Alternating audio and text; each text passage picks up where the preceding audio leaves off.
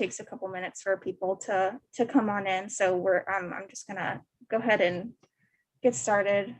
Let's see. All right, people are coming in. Great. Hello, everybody. Welcome. My name is Casey. I'm a bookseller at Green Apple Books. And I just wanted to start by saying thank you for joining us virtually here. We appreciate, your support of our virtual event program. Before we get started with tonight's event, I just wanted to let you know about a couple upcoming events we have planned. Tomorrow, Mira Sethi will join us to talk about her debut short story collection, Are You Enjoying?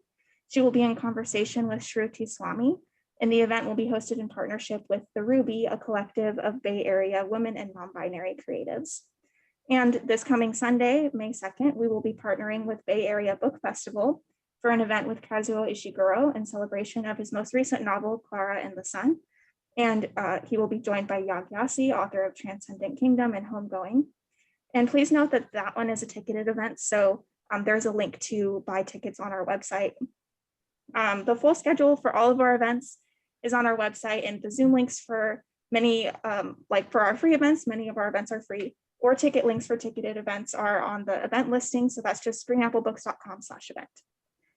Also, if you've missed an event that you're interested in, many of our events are recorded and posted to our YouTube channel, which is just Green Apple Books on YouTube. So with that said, tonight we are very excited to welcome Damon B. Akins and William J. Bauer Jr., authors of We Are the Land, A History of Native California. This is a comprehensive history of California that centers around the lives and legacies of Indigenous people who shaped it. We have signed copies. You probably can't see, but it has a signed sticker on here. We do have signed copies available. So if you'd like to purchase one, you can do that at greenapplebooks.com, and then just make sure to note in the comments that you want a signed copy. We also have signed copies in our stores at our 9th Avenue store. Yes, what else? Yeah, and we do encourage you to purchase the event title. It helps support our event program and our guests, obviously. So yeah, and also if you have questions for our speakers tonight, please make sure to put them in the Q&A box, and you can put them in there throughout the talk, and then we'll get to your questions towards the end of the night. So with all of that said, I'm excited to introduce our guest tonight. Moderating this discussion is poet Linda Noel. Linda is the poet laureate emerita of Ukiah, and she is of the Koyankawi tribe. Damon B. Akins is one of the authors of the book. He's the associate professor of history at Guilford College in Greensboro, North Carolina, and a former high school teacher in Los Angeles. And the other author tonight, William J. Bauer Jr., is an enrolled citizen of the Round Valley Indian tribes and professor of history at the University of Nevada, Las Vegas. Thank you all so much for joining us tonight.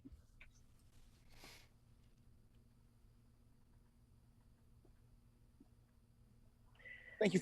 Thank you for having us. Yeah, thank you very much for the opportunity. I'm happy to be here.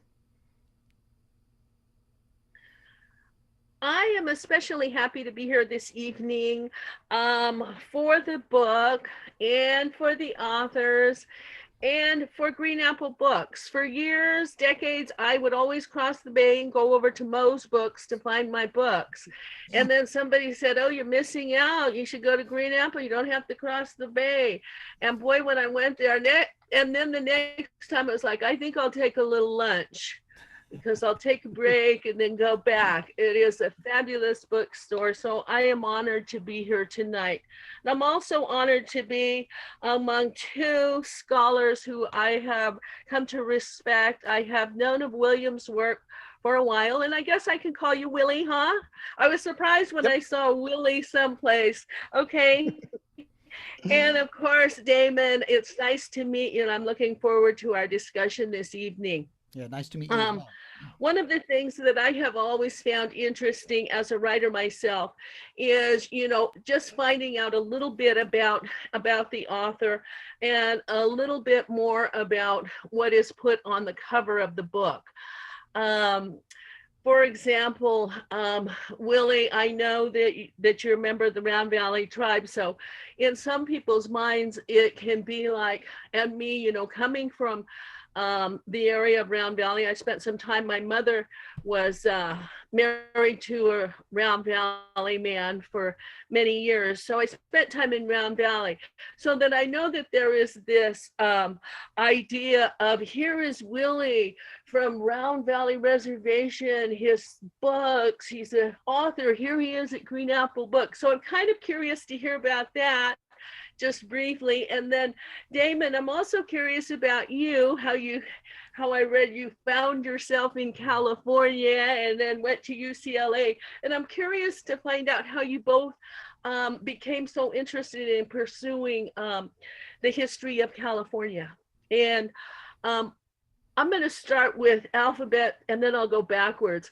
If you have many authors and you do that, it's kind of like getting the CHP test, go backwards. So I'm going to start with Damon this evening. Damon, do you mind chiming in? I don't mind. I'll try to keep it short because I want to hear Willie's answer as well. So yeah, I grew up in Oklahoma, Indian Territory, which I also want to step aside just for a second and say, we've come to the habit, and I think it's a good habit to come to, of acknowledging the land and the people who've cared for it. So I want to say that no matter where any of the participants are tonight, you're on native land, and I think it's high time that we're doing a better job of recognizing that, even though clearly there's a lot still left to do. I myself am coming from the land, from Greensboro, North Carolina, land occupied by the Saponi people and others, and many maintain a very, very strong presence at the college and in the area. So I just wanted to start there. I came from Indian Territory, Oklahoma, and grew up surrounded by Indianness, but in a very different sort of way. I mean, it was years ago, and so much has changed in the way Native American culture is present in Oklahoma. I can give you one quick example. With fourth grade, we used to do the land run reenactment, where we would bring wagons, and at lunch they'd fire a gun, and we'd run out into the playground and stake our claims and eat lunch. And that's impossible to imagine happening now, thankfully. But I grew up with a sort of awareness of the West and Native Americans, but did not necessarily pursue that. I went to UCLA to study Latin American history and became interested in questions of indigeneity that way. And then when I decided I wanted to do a PhD, I knew I wanted to work on California, which was a place where these two issues met. I pitched my idea to our advisor. And he said, those are 3 separate books, pick one. And so I started kind of trying to figure out, where do these stories that I'm interested in, which are stories about, nationalism, national identity, sovereignty, citizenship, where do those stories most resonate in Southern California? And that's how I really came to focus on Southern California's native populations, late 19th, early 20th century. And along the way, I met Willie, and I'll pass it to him, and he can go from there. So, Damon, do you regret meeting me after writing this book, or where? No, no, not at all. Not at all. No. I know. Just teasing. Just teasing. Yeah. Hello, everyone. Again, my name is Willie Bauer. I'm an enrolled citizen of the Round Valley Indian tribes of Northern California, and I'm actually speaking to you from Nuwu land here in Southern Nevada. So, Damon, again, kind of thanks for kind of setting up the stage for kind of doing kind of land acknowledgements and recognizing, obviously, that we're all always on kind of indigenous people's lands. And so, I mean, I think I guess the reason that got me kind of interested in kind of writing about kind of California and indigenous California history went back to when I was an undergraduate. I remember taking kind of undergraduate classes in American Indian history at my undergraduate institution, and not hearing stories about California, and just kind of seeing kind of a general kind of dearth or kind of misunderstanding about what kind of these histories these kind of histories of indigenous peoples in California. And also kind of just thinking about when growing up in high school and going to schools in California. So I grew up on the Round Valley Reservation. I graduated from high school there, and then I've kind of done the odd kind of academic circuit to get as close to California as I possibly can here in Las Vegas. But I knew, like, when I went to graduate school, I wanted to write about home. I wanted to write a history of where I came from, and I wanted to kind of write a history of my family and my ancestors who who came to Round Valley. So I have, on one side of my family, I'm Wiliam, which were indigenous to the area around Round Valley, so they were kind of up in the mountains. And then my other family were Arconcal, from the area over in the Central Valley, and they were ethnically cleansed to the reservation. So I try to kind of stitch together those kind of family histories and those kind of family narratives as best as I could in my writing.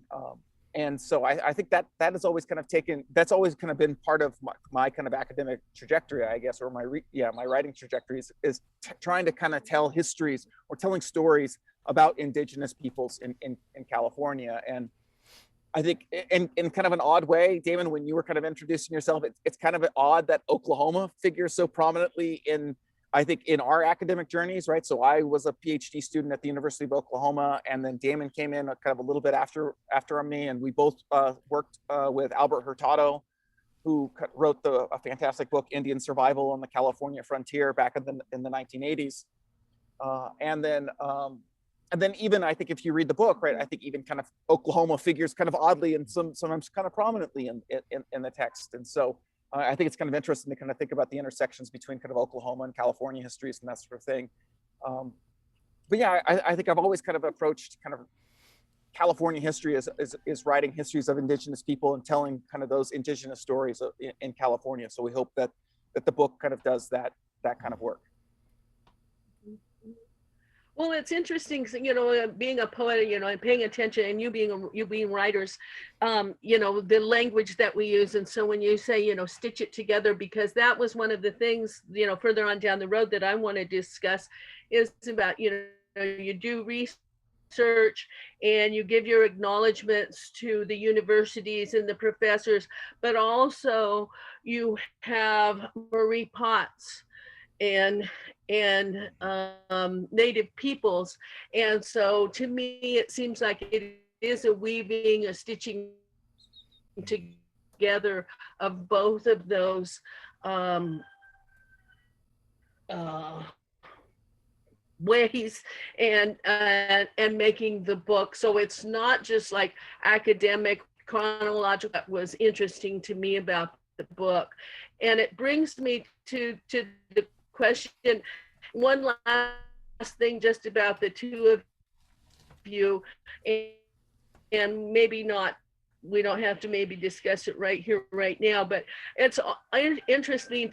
But it brings me to the next topic I wanted to discuss, and that was about research, because obviously that's where a book starts. About music, it starts in one thought and people create this beauty out of it.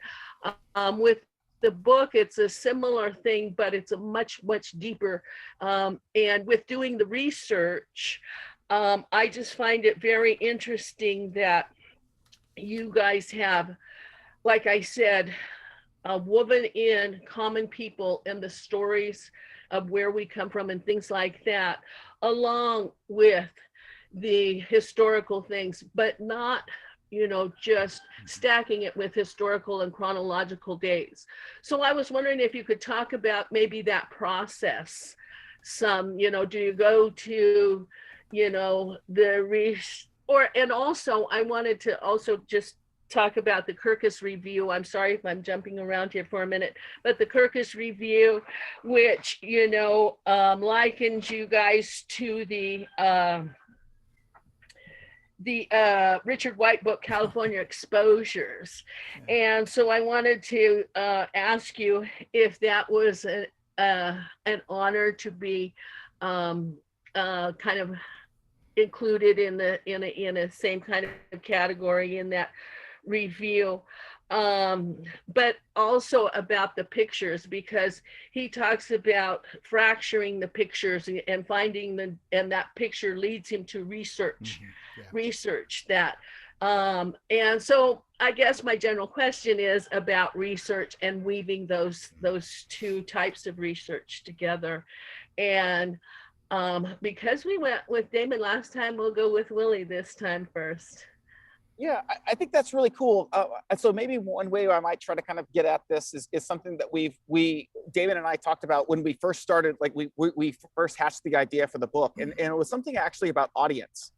is that we wanted to provide a book that was accessible for, say, people who would teach California and California Indian history, right? So we would want someone who has to teach that fourth grade history class in California and California Indian history, but even someone who's teaching at like a California State University or a UC, University of California system, when they teach like a California history or California Indian history class, right? They would have that kind of accessible to them.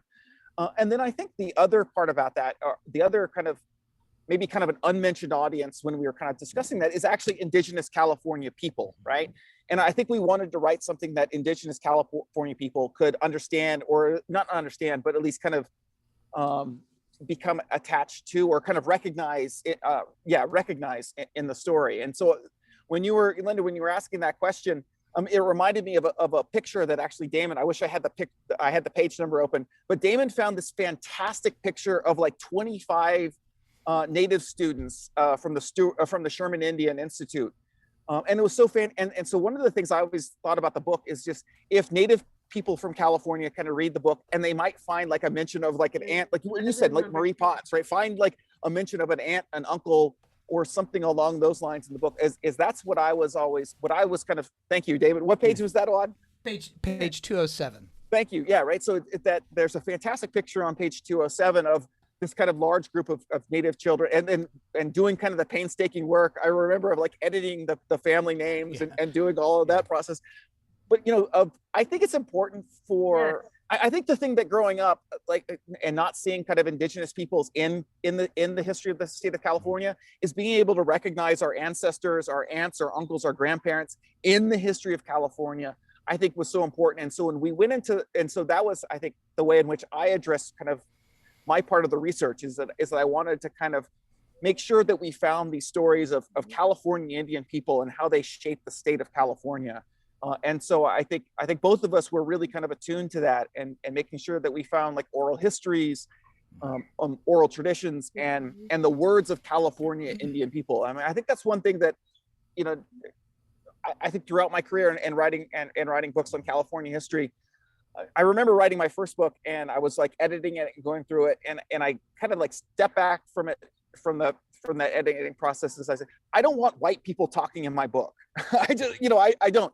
If I want to use a quote, I want to have California Indian people talking in my books. And I think that was always my kind of approach to kind of the research, through my research in all of my work.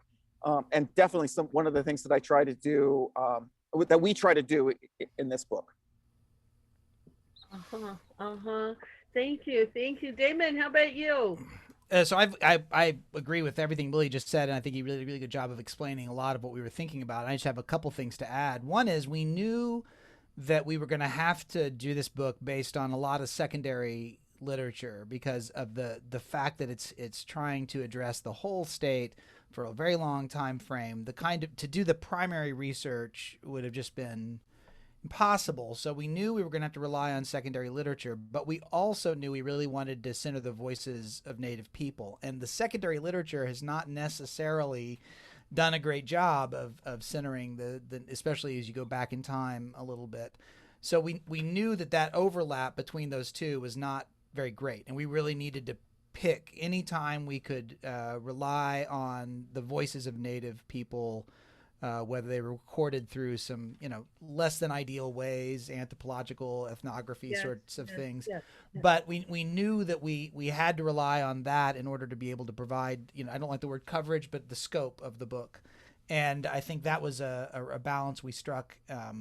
And there were times, obviously, where the work came closer to our own individual research, or areas in which the primary sources are widely available. And in those instances, we really did try to dig in a little bit more.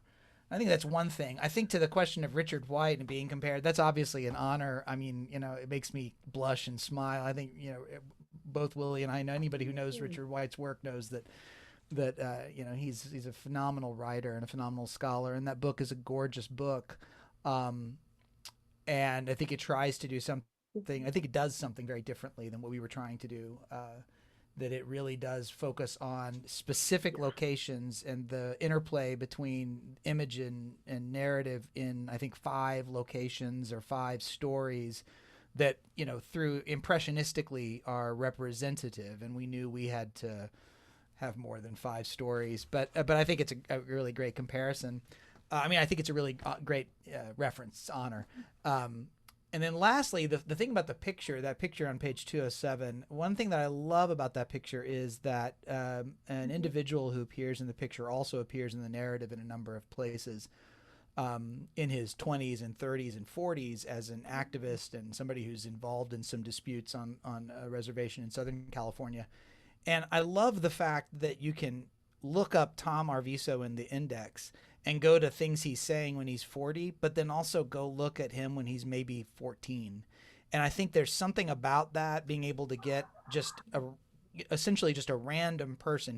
We chose him because he had a lot of good things to say, but not somebody whose lifetime biography is traditionally part of the story, but to see somebody at that, what he's saying at 40 and what he looks like as a student at 14 or so, I think adds a layer of depth that I was really pleased we could capture.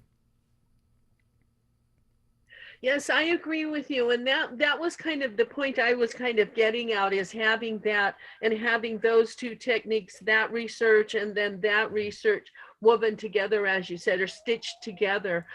Because I find, especially, like when William, you were saying about, people in the 4th grade or maybe people in Round Valley who might read your book, that they, don't put it down in frustration of too much data shoved at them, but making it real. And like you said, knowing somebody in the story, just really, really brings it home. But the next thing that kind of brought me to was about research was, where we go to get it. And you mentioned, Damon, the anthropologist, and I don't have it with me right now, but what came to mind, was, a long time ago, I'm old school with, Vine Deloria and his take on anthropologists and that kind of thing. But at the same time, it's a lot of times that's where the information is. And so that's, where we have to get it from. But I was curious to know what you both thought about that in terms of, having to go to universities, the holding, sometimes private holdings of people, maybe the Smithsonian, and now, of course, the American Indian Museum, but also, the Bureau of Indian Affairs, and places like that, where a lot of times people who, like myself, I'm curious, I'll go find out, but people like my sisters who are elder but want this information and maybe don't have access to it. And so I was just curious about how you feel, taking it maybe even a step further, of how you feel about universities, for example, having holdings of many of artifacts and things like that, historical things. And then to take it just a step further, I wanted to ask, is it true that there are a lot of native artifacts in Russia? Damon, would you go first? Sure. Yeah. You raised a lot of really great questions there. Is that a sensible question? Yeah, it is. It's a very interesting one, but you raise a lot of great questions because the archives, especially say, for example, the Bureau of Indian Affairs archives are voluminous. They're just massive. They're huge.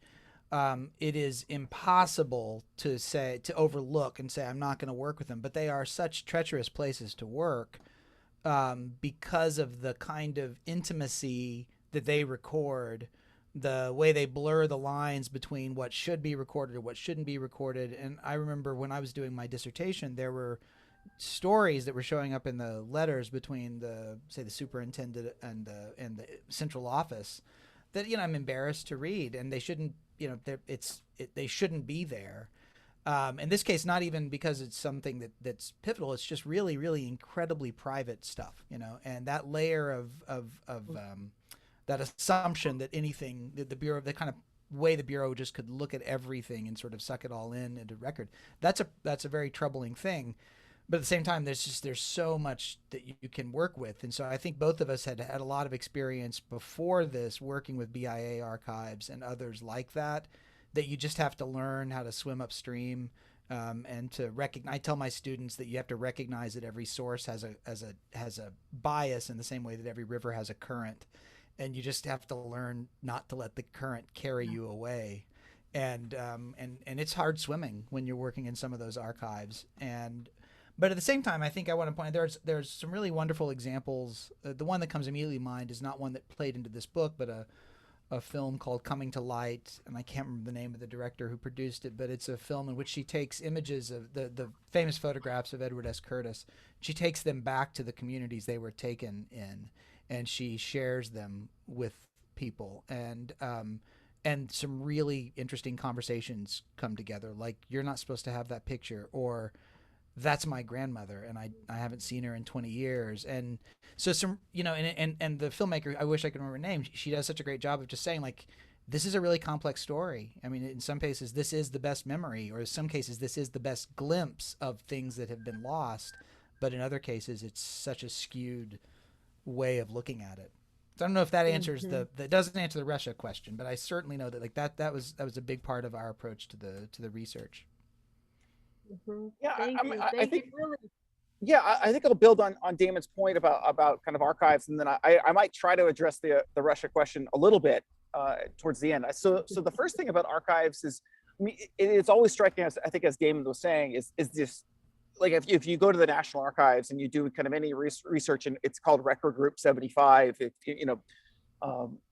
there is so much paperwork produced about American Indian people across the United States. It is astounding, like how much paperwork was produced about American Indian people across the United States in the late 19th and early 20th century. And it is, and I think, as Damon was saying, right, it's invasive, it's exploitative in a lot of ways. But I was toying with an idea a long time ago of writing an article about something like the title of this, I found my great grandparents in the archives, right? Because that's what I would find when I would go to the archives, is that I found some terrible kind of, I found my great grandmother was arrested on the reservation, on the Round Valley Reservation, for committing some kind of moral offense. I'll leave it that. Well, she was arrested for fornication. Like, my great grandmother was arrested for fornication. Everyone, I apologize. That's just how it goes. But I always joke with my class. I was like, I don't even want to know how my great grandmother was arrested for fornication in the 1920s, right? Right. But I think that speaks to kind of Damon's point about just kind of the invasive nature of some of these archives. But on the other hand, I mean, I remember I found like a file of documents about my great grandfather, and it was almost 100 pages of documents that ranged from like the 1920s into the 1940s when he passed away. And I remember, like, one, just being surprised that I found them, and then like I photocopied them all, and then I shared them with my aunts and my dad and my grandmother, who was still alive at the time, and they didn't know any of this stuff ever existed.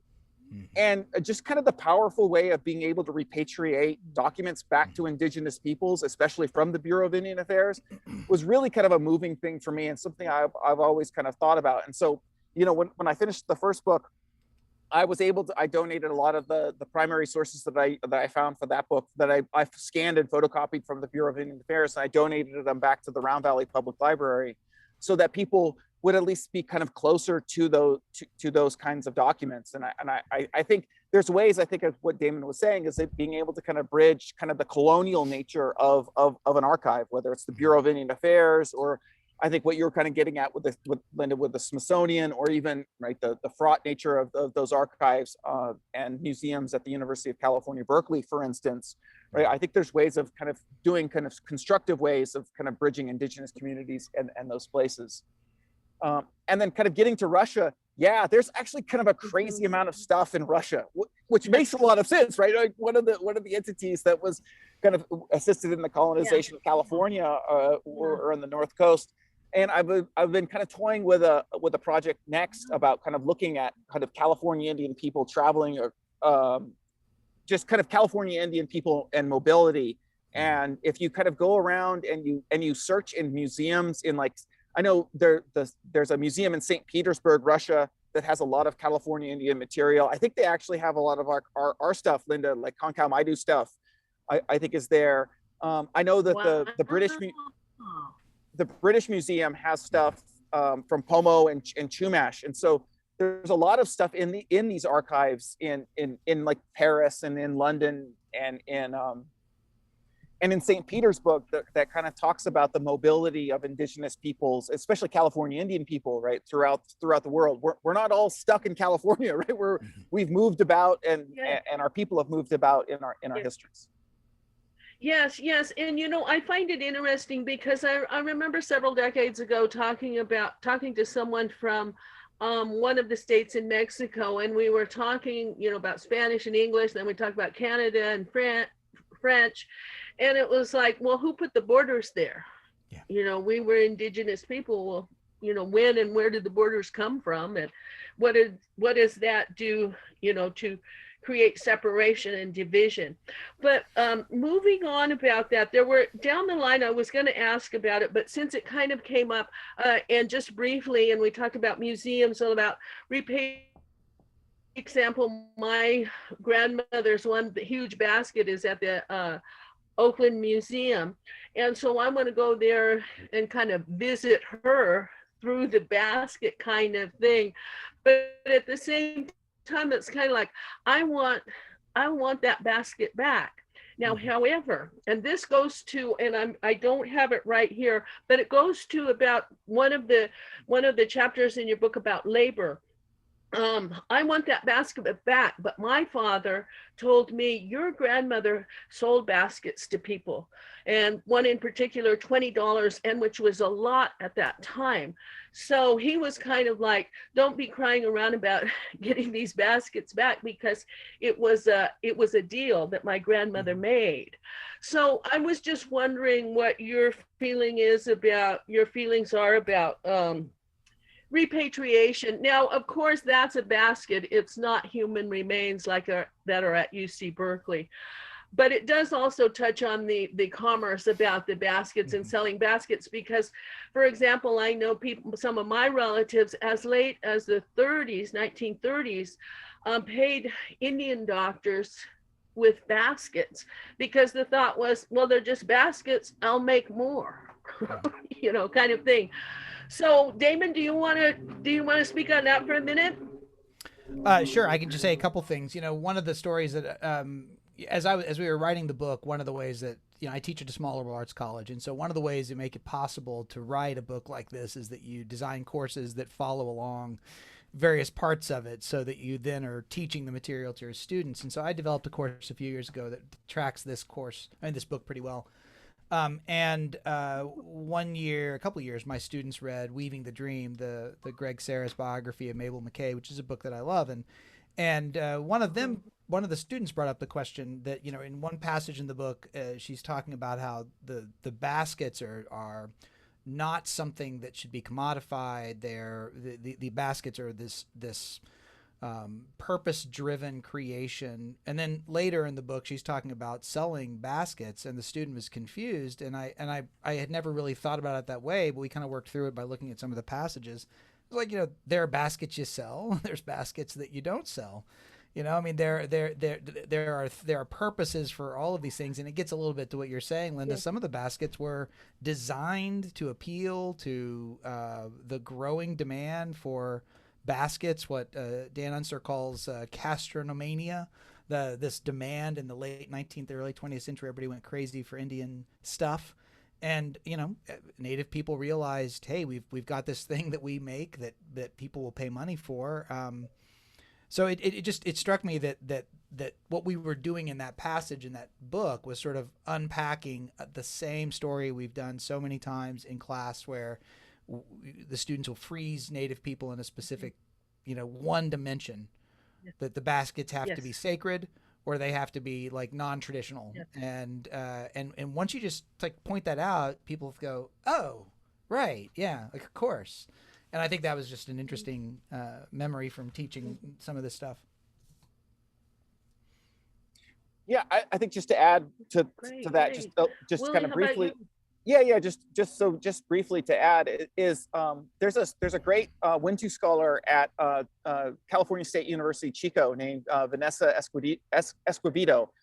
Sorry, Vanessa, for mispronouncing your last name, but she's been doing kind of a lot of work on kind of the role of baskets in kind of California for Californian people, and kind of these issues about kind of repatriation, and that sort of thing. And I've always been kind of moved by her, like whenever I've heard her speak about these issues. And I think, as Damon was mentioning earlier, right, on one hand, some of them are right, just sail for the market, because the market was kind of opening things up, and California Indian people needed to, saw an opportunity to kind of make money in the late 19th, early 20th century, much like California Indian people went and picked hops in Northern California, or did a lot of kind of other, or work in Southern California, right? I mean, California Indian people were astute economic, people then, in the late 19th, 20th, and late 19th and early 20th century, and in the 21st century,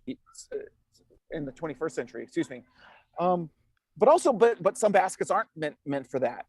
And some aren't even baskets, right? That they're actually basket caps. And I've always been struck, like, I remember Vanessa talking about this, is even sometimes when you go to one of these museums, like what you're saying is sometimes the basket is stored upside down, or maybe it's a basket cap, so it should be kind of reversed, right? How people were storing them. And I think having kind of a greater appreciation for what these items are and what they mean to Californian people, I think, Linda, is what you're kind of getting at, right? I think museums need to do a better job of understanding what these items are, and then they need to kind of consult with California Indian nations and California Indian communities and California Indian people about these items and these people. Hey, just real briefly on that, to the both of you, in doing your research and approaching these people, these institutions, and I know you've been doing it many years, but do you feel welcome? Do is your research welcome? I don't know. We've never. I mean, I know how my work has been treated, and the archives and libraries that I've worked at have really been welcoming, if sometimes a bit confused. That is, like, I'm asking questions, and they were questions not because I'm necessarily terribly intuitive or astute, but just because there was so little written on California Native people in the 20th century as of 10 years ago, that when we were starting some of this work in our dissertations and previous book, you'd find yourself asking questions, and the archivist would go, yeah, I mean, we have to have, yeah, give me a little bit of time. And then they'd come back with some really great things. In other cases, the archivists were, ready, waiting for people. So one example was, I was at the National Archives, and I'm forgetting his last name, Paul, the archivist there for many years in the Laguna Niguel branch. I was there for a week, and this was day 6, and so they were going to close the next day, and I had Chet pulled out all the stuff I wanted, and he said, hey, this doesn't really have anything like specific to what you're asking about, but do you want to look at this court case? And I was like, sure. And I look at it, and it's a 4,000 page court case from 1929, 1930, 4,000 pages of testimony. And it's testimony that's almost exclusively Native people. And I'm kind of looking through this thinking, well, I mean, I'm leaving tomorrow. So I scratched up some money and came back and spent 2 weeks reading that case, 13, archival boxes. Paul was just thrilled to have somebody's could use it, because it had just been sitting there, and it had just a wealth of stories, many of which were so valuable, well outside the context of the court case, which itself was pretty useful.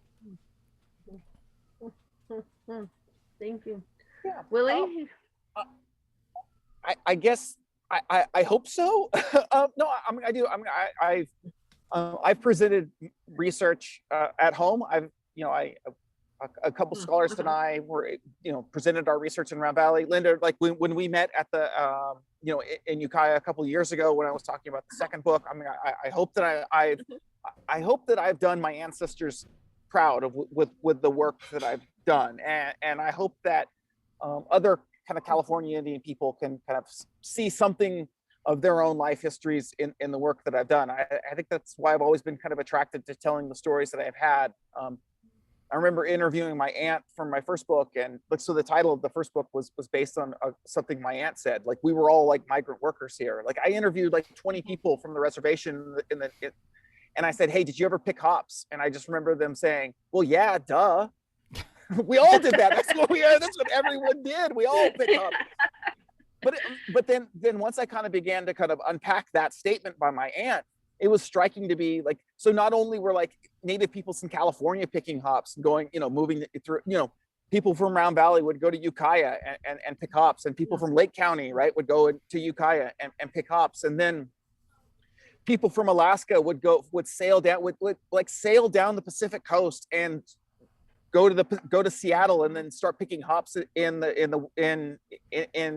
Washington, and native peoples from reservations in Oregon would be going off and picking hops in the Willamette Valley. Right, and then Paiute people from Nevada would come into Sacramento and pick hops in the valley. It became much more kind of a larger, this kind of story that I told in that first book, which was kind of narrow to Round Valley, actually became kind of a much bigger story of indigenous peoples across the region of picking hops. And then, and so that's where and so hopefully that again in this book that we're doing now, that again kind of California native people will see something about their family history, something about themselves in the book that's something that they can kind of resonate and connect with. And so that's I guess that's the kind of the stories that I think we both have liked to tell when we write books and write articles and that sort of thing. And by the way, Willie, I think you have done your ancestors proud. Hey, there is so much that we could talk about. So, but I would like to move on right now. And, throughout my life, I've had people approach me about, being California Indians and surprised, oh, they have Indians out there, kind of thing. And so I was hoping that maybe both of you could discuss for a moment, the uniqueness of California history. And correct me if I'm wrong in saying that California does have a unique history. And what I'm thinking about is the treaties that were never ratified. And I had always thought there were 19, but there are 18. And then the missions, and then also, of course, the gold rush. And one of the things that was really eye-opening to me in the book was bringing forth how much had happened prior to the gold rush, which is one of the most horrible things. But prior to that, a lot of things had already happened. And I know that's a really broad thing what I said, but I'm hoping that you guys can touch down on some of those points. And Damon, would you like to start? Yeah, I think the case to make the case that California natives are just that California native history is distinctive is fairly easy, but it's worth doing because I think it really highlights some things. So I'll highlight four. One or two that you've mentioned. One is the mission system. The mission system was one of the most expansive in what is now the United States, although there were missions in Florida and Arizona and New Mexico and Texas. The role the missions played, the density of them, that's distinctive. But a few other places, the fact that the settled nature and densely settled nature of indigenous communities in California and the West Coast as a whole is pretty distinctive. And so that's another area where there's kind of this overlapping Pacific Northwest and some areas a little further east, but really, California coast was one of the most densely populated places prior to European settlement. So that's another kind of overlay. If you lay these on top of each other, they start to focus on California increasingly. And then I think the treaties are one that you mentioned accurately, and maybe there are 19. We only know of 18. Maybe there's another one we can find. We're pretty sure there's only 18, but maybe. Okay. But yeah, the treaties were never signed, and therefore there was never a treaty relationship with California Native people, and that led to all sorts of ramifications later in terms of citizenship claims, and in terms of a tremendous number of things, and that distinguishes California Natives from other places. Other places there were treaties that were broken. Here, there were no treaties, but that meant a lot in federal recognition. And then I think the other thing, that I would say is something about the gold rush and the genocide that occurred. It's easy to misuse the term genocide, and there have been a number of genocidal campaigns around the nation in its history with Native people, but I always find myself a bit of a I don't know. I find myself in an awkward position where I feel like I have to say, no, seriously. Like what happened in California is by all accounts in every direction, it is unfortunately the clearest example. So if you want to talk about genocide, you have to talk about what happened in California because the level of intensity, the scope. So when you lay that all over it, then maybe also the fact that the California Indians were citizens of Mexico prior to being falling under the control of the United States, which didn't recognize them as citizens. So when you layer those 4 or 5 things on top of each other, it's like a really complicated Venn diagram, and right at the center is California, and there's no other place that brings those stories together. And I think that's a big part of why we felt this book was, as Willie pointed out, really necessary for California and California Indian history, but also really important for Native history around the nation and the world. I mean, when people teach Native American history, California needs to be a part of it because of its uniqueness. Yeah, I'll pick up on like 2 points. I think one, Linda, you mentioned this kind of narrative or this thought that California Indians all disappeared. And I remember I remember experiencing that in high school and then in college, right? Like you'd say, hey, I'm from like a reservation in California, and people are like, no, there's no reservations in California. Native peoples don't exist in California. I mean, there's this kind of odd kind of narrative of disappearance for Native peoples in California. I remember, we were kind of in the middle of writing this and framing this book, and I was at an event in San Francisco, and I was talking to another California Indian author, and he repeated that statement about, hey, everyone thinks we've disappeared. And this was like in 2016 or something along those 2017. And so if this California Indian author was telling me again in 2017 that people think that that we've disappeared, then then Damon and I really needed to kind of write this book that would kind of counter that argument, right? That after, hopefully, when people read this book, is that no one can walk away from our book saying that California Indians have ever disappeared from the state. And we all know this, but I think that there needs to be kind of a broader kind of reach on something like this. So I think kind of countering that narrative of disappearance, I think was a vital part, or was instrumental as we both kind of framed this book. And I think the second thing, and I'm glad that Damon mentioned kind of the idea about kind of genocide and kind of the uniqueness of California, is sometimes I think that California Indian history is kind of on the sideline, right? We're on the West Coast of the United States. Other people think that the South and maybe the East Coast or the Plains are like kind of the central narratives of American Indian history in the United States. And I think kind of as we kind of conclude this book, and as I think more about it, I think one of the things that we actually did was make a statement. But actually, like you and Damon was saying this earlier, I don't think you can teach American Indian history in the United States without California, and more so and thinking about how California Indian history has shaped the rest of the continent. And so Damon was mentioning kind of the genocidal campaigns in California in the 1840s and the 1850s. Well, a lot of the military, United States military officers who were part of that will eventually go fight in the Civil War, and then will go fight on the Great Plains. And so, I mean, one of the points that one can make is they actually learned how to do what they do on the Great Plains, what most people know about American Indian history. They learned to do those things in California, and then they take that stuff elsewhere. And I think the same thing in a more contemporary example is, some of the like fiercest fights about Indian gaming, for instance, occur in California. Right. Yeah. I mean, it kind of begins in Florida, but really some of the most vital and crucial debates about the fight for Indian gaming occur in California and then will spread elsewhere. And so I think one of the kind of the underlying arguments that I think we try to make in the book is not only is California Indian history central to understanding California history, but I think we're trying to make an argument that understanding California Indian history is important for understanding United States history much more broadly. Can I add one quick thought there? And that is, California has the largest number of Native people, the largest number of federally recognized Native nations or tribes, the largest number of reservations. It has the county that has the largest number of reservations in it, which is San Diego County. And it has the county that has the largest number of Native people in it, which is Los Angeles County. So it's interesting to me that when we think about California, besides that, it just sort of like, those are big statistics. That's a big deal. Yeah. But because California is so everything, it gets kind of washed out compared to places like Arizona, New Mexico, Oklahoma, which are very, very native, but just in terms of raw numbers, it's nothing at all like California. That's just very, very interesting.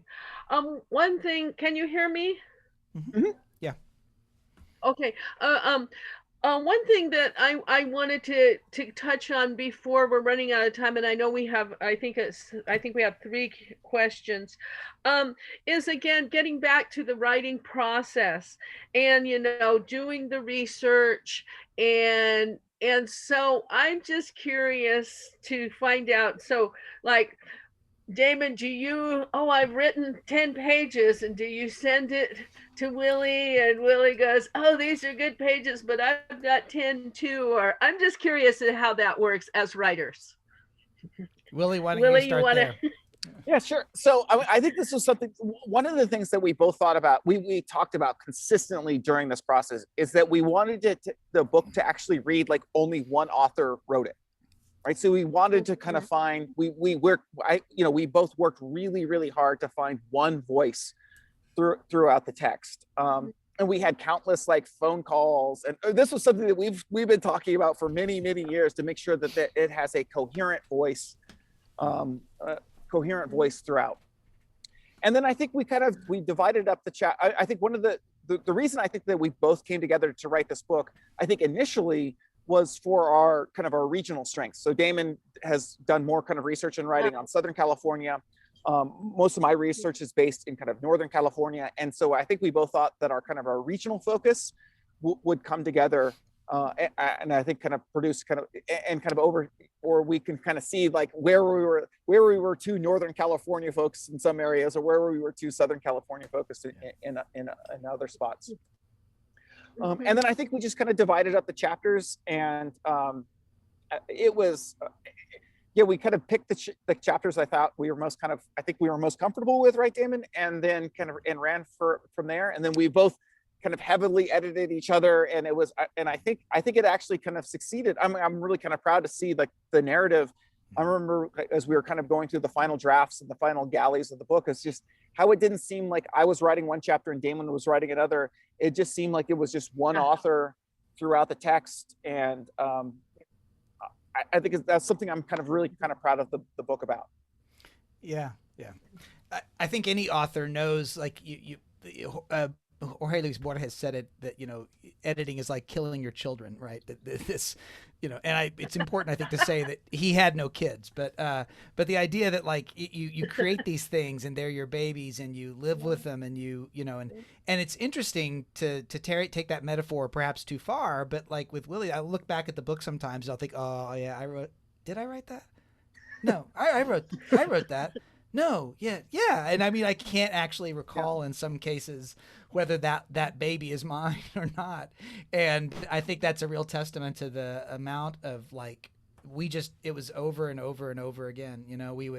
We'd trade chapters and I'd work it up, and then we'd take this part out and move it here. It was just a lot of work. And I mean, I don't want to downplay that, but I think we used every possible,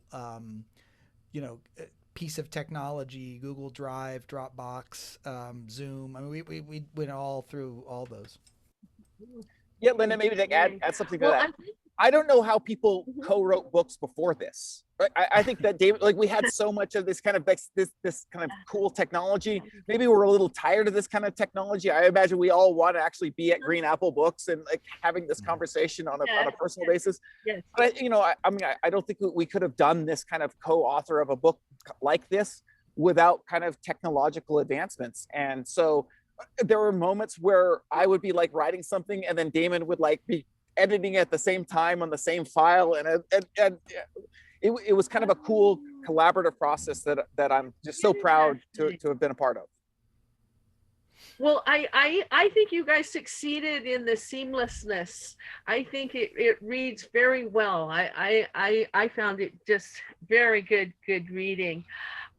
We've got about 6 minutes left. But I wanted to just ask, and we'll go to the Q&A. What are your guys's hopes?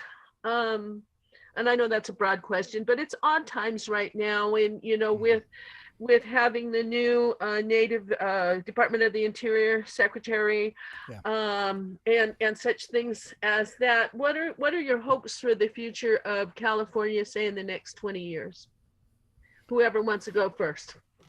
And we're running out of time, sorry. Willie. Yeah, I just hope, I think one of the things that we try to argue in the book is about the phrase is from Gerald Visner, an Anishinaabe scholar, survivance, right? So it's not only surviving, but thriving. And I think the more that California Indian nations thrive as people, as political entities, and that sort of thing, I think that's my hope. And I think and hopefully as we get to, like, if you read the book and you see the last chapter when we kind of write about kind of California Indian history since like 1985, I think that we've tried to kind of chart a trajectory towards kind of California Indians nations thriving into the 21st century. Thank you. Thank you. Damon, we only have a few minutes and we have 5 questions. No, I'd say go to the questions. Willie did a great job answering that one. Okay, great. Thanks. Okay, so I'm going to turn it back to Casey. Thank you, okay, Casey. Yeah. So hi, if you missed me at the beginning, I'm Casey. I work at Green Apple. I'm just going to read a couple of the questions we've gotten through the course of the event. So Chris has a really good question. He says, anthropologist Patrick Wolf described settler colonialism as a structure, not an event. By this, he wants us to think about how settler colonialism continues to have effects even after formal decolonization has occurred. How do you think your research helped us think about the afterlives of settler colonialism at the present moment in the USA? Want me to take that, Willie? Go ahead. So yeah, this is something that we thought a lot about. I mean, we are well steeped in the literature on settler colonialism. I mean, it's something that I think all of our field has benefited from. In short, I think we thought about it in a variety of ways. One, the persistence of the chronology, that we were trying to make connections between what happened in the past, what's going on in the present, what will continue in the future unless things change, is part of that idea that it's a structure, not an event, that it's not over, that settler colonialism is ongoing and we're participating in it. And I think another part of that is a big part of my drive for the book was to engage in settler harm reduction, which is a term that I'm borrowing in this context from Eve Tuck and Kay Wayne Yang, who've written about settler decolonization as being such a long-term goal that the short-term version of that is just trying to reduce the harm that settler colonialism is doing in the moment. And I think a real small example of that is the language we used. And I mean, there's a lot more to that, but lots of the specific words, the names for things. I think we've approached our use of language with settler decolonization in our mind somewhere. Huh. But it's a great question. I appreciate it. Yeah, it's a fantastic question. I feel like I'm doing my comprehensive exams again for my PhD, so I feel a little bit on the spot. But I think one of the things that I think it actually kind of goes to the title of the book, right? We Are the Land. Damon and I kind of went back and forth about what the title of the book. Titles are so vitally important to kind of constructing kind of the narrative of a book and kind of conveying an argument and making kind of a statement. And I think that's the way in which we kind of engage settler colonial theory with the title of the land. Indigenous California people are the land of California. Literally, kind of like you can't understand California history without understanding kind of the history of indigenous peoples within the current state boundaries.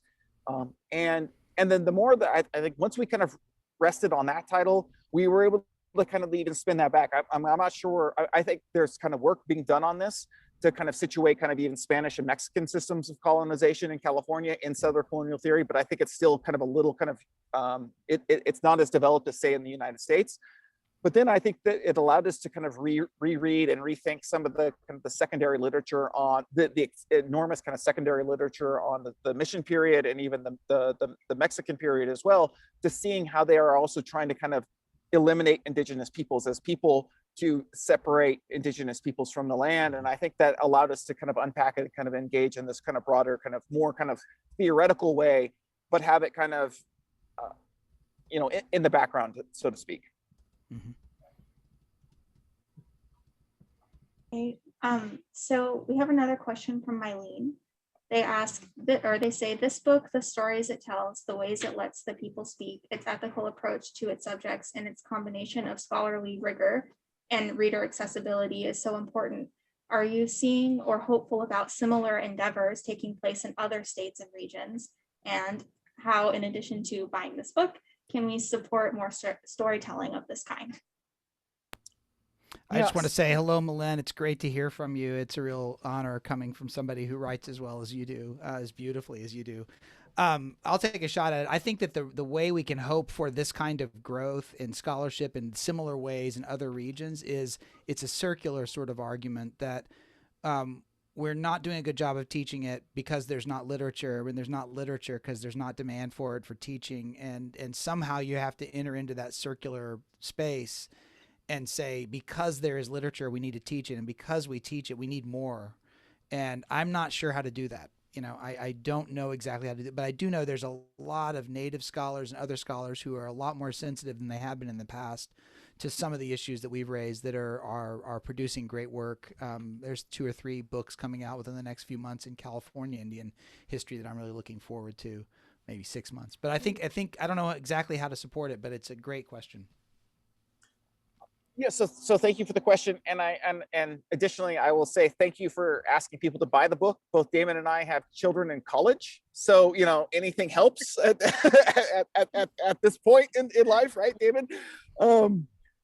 Yeah, yeah, that's always the hope, right? Is that people will kind of take your approach and think and look at the kind of the strengths and even the weaknesses of the text and take that into other areas. I mean, I could imagine, for instance, like Damon mentioned earlier about kind of the amazing diversity of kind of California Indian people and the diverse kind of languages in California, and maybe kind of taking this approach and rethinking the history of indigenous peoples in Oregon or Washington, where there's that kind of same kind of linguistic diversity and the same and kind of similar kind of settler colonial processes going on there. So and secondly, I think always kind of putting indigenous stories at the forefront of the narrative. I mean, I think that's something that Damon and I kind of talked consistently about when we were writing this book is always kind of foregrounding and putting indigenous people stories and people at the front of the narrative and never at the background.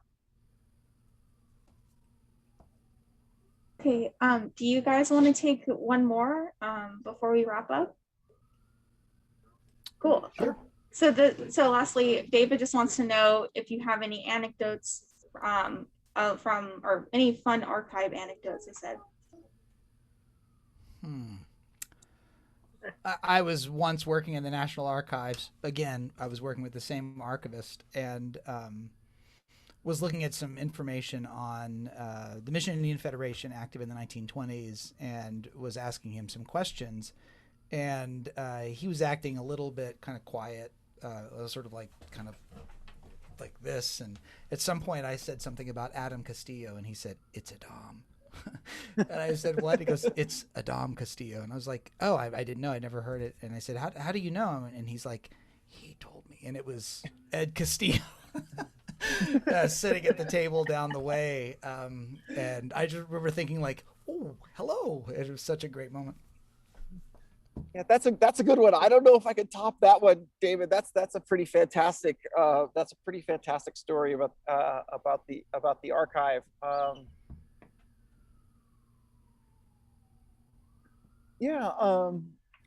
think a lot of mine still kind of resolve. I mean, interestingly, a lot of mine just kind of revolve around kind of finding family members in the archive, and I shouldn't have been surprised that I would find them, but I remember kind of even in the 1950s. I'll tell this other one. I remember kind of I was doing some research in the archives of the Stewart Indian School, which is located here in Nevada, in Carson City, Nevada. And I was looking for Native students from Round Valley who had gone there because I was writing about, I was looking for examples of kind of Native students doing kind of work and labor and related to the boarding schools. And I found I found my grandmother's file, right? And one of the things that it struck me is that my grandmother didn't want to talk about going to boarding schools. I had done an interview with her before going to the archive and finding this stuff. And I asked her about going to boarding schools and she didn't tell me like where she went or what she had done. She didn't want to talk about it. and it was kind of interesting and actually kind of illuminating to kind of find my grandmother's kind of letters home in the archive. And I think one thing, and the letter that I read is that she didn't want to be there, and she really wanted to go home and be with her dad. And it kind of gave me an insight on why my grandmother didn't even want to share those stories with me about going to boarding schools. It seemed to me that it was just such a painful experience that even when she was well older in life, that she didn't want to engage with it. And I think something that I think we were kind of talking about earlier in this discussion about just sometimes kind of finding pain and trauma in archives, and how that kind of even kind of resonates throughout kind of these family histories. I think that's just kind of one anecdote. I don't know if it was fun, David, but I think that's the anecdote that I just kind of came up with. Interesting. Okay, so I think we're going to wrap it up there. Thank you guys so much for joining us tonight. I wanted to remind everybody that we have copies of We Are the Land for sale. We do have signed copies, so if you purchase on greenapplebooks.com and request a signed copy in your order, we can get that to you. And yeah, thank you, Linda, Damon, and Willie. Thank you so much again for speaking thank you, with us Linda, tonight. and thank you, Green Apple, and thank you everybody for coming. Really appreciate the people who attended. Yeah, thank you, everyone. Well, Good to see you again, Linda. Thank you. Good to see Nice to you. meet you. And nice meeting you, Damon. Good luck Nice with meeting your you, Linda. book. If you guys do a tour in the Bay Area, I'll be in the audience. Excellent. Good to see you guys. Great. Thank you. you.